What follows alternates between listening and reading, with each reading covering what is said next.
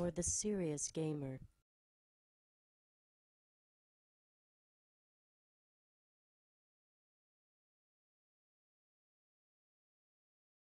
Alright guys, Spider-Bite here from NextGenTactics.com. This is Meg, Season 1.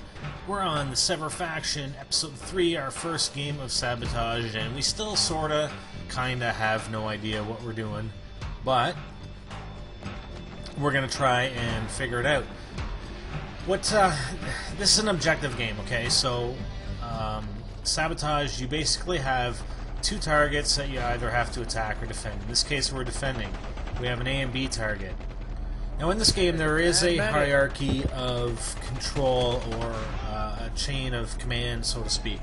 So you're going to have like your Supreme Commander, or whatever, Team Leader, Army Commander.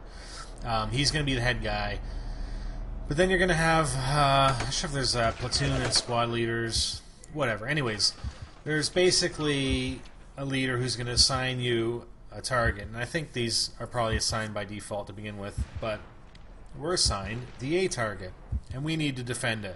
So, I mean, this game is all about attacking and defending, or camping, so to speak, okay?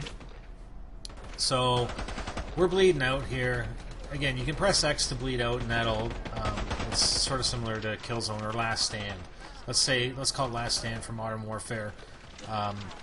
You're on Last Stand, you can either hit your button to just kill yourself, or you can let yourself bleed out until you die. So right now we're going to let ourselves bleed out until we die. If you notice in the bottom right of the screen, there's another guy that's actually bleeding out as well in our team.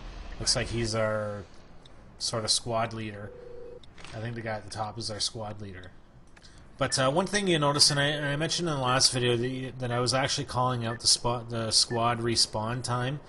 But if you notice, there was one other guy that was bleeding out, but his little red indicator behind his name, the little red glow, was getting shorter and shorter. That red glow, and I got to thank one of our viewers who actually made a comment. And see the top guy right now. See how his red glow is getting shorter and shorter? It's going further to the left. That's actually indicating your respawn time. So when that red bar goes all the way to the left, it reduces all the way to the left, then that means he's going to respawn when it gets to the end, and it basically disappears. So you can actually gauge your time. See the 187 Taro guy, Taro 72 again.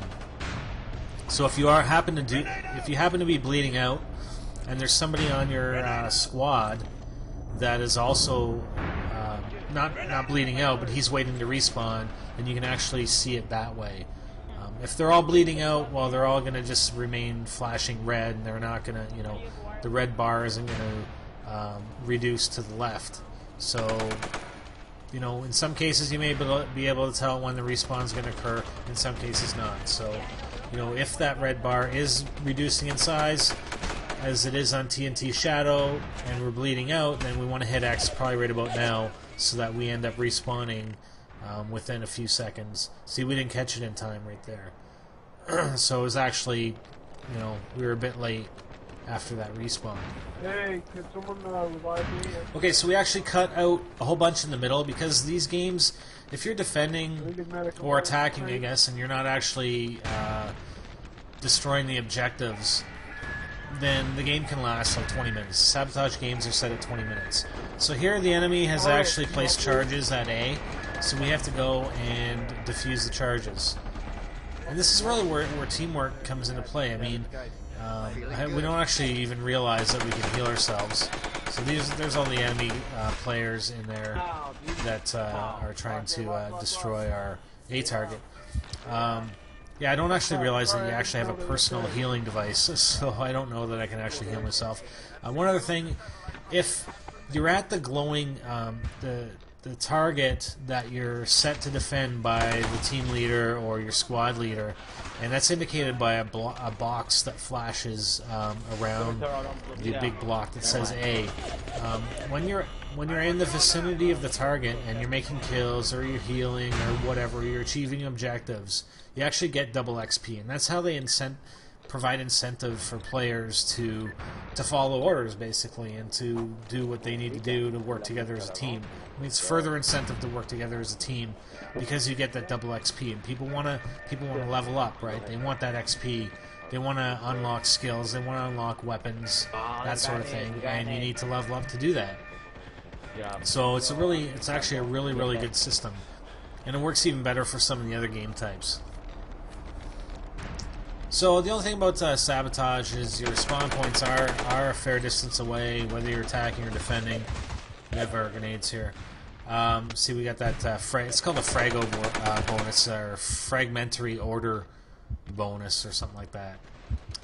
But like I said, basically double XP.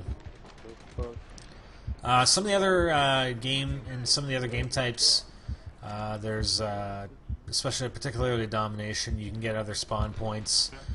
There's moving spawn points, that sort of thing. So only in suppression, sabotage, your spawn points are in some cases fairly far back from where the action is. So there is a bit of travel to get back to it. Okay, so we've got about 7 seconds left, and basically with Sabotage, if the enemy team were to successfully attack A and B and destroy them, then there's actually a C target that appears, and it's like your data center. So they got to destroy these two towers, and then once they do that, they have to get to your data center. So there's actually a C target that would appear after A and B are destroyed, and you have to go and defend that. So we're going to look at our scores, and the scores are quite a bit better than for suppression. And really, when you're talking Sabotage or some of these other game types, it's not really your kill-death ratio that you're worried about, whereas in suppression you might be. So if we look at our scores and our experience, we ended up getting 197 XP, which is way better than we got on suppression. And our kill-death, well, we got 9 kills, 11 deaths, but you know what? We're just starting out. We're going to have a lot more for you guys, and we're going to show you some real strategies, some very good games that we've played and will play. Again, we're showing you progression as we get through this game and we develop our strategies, so you guys are going to see this shit in real time. Alright, so I'm out. Thanks for watching. SpiderBite, NextGenTactics.com. Make sure you go and visit. Make sure you go and register. All our videos are there. You guys know what to do. Come on. Alright, we'll see you next time. Thanks, guys.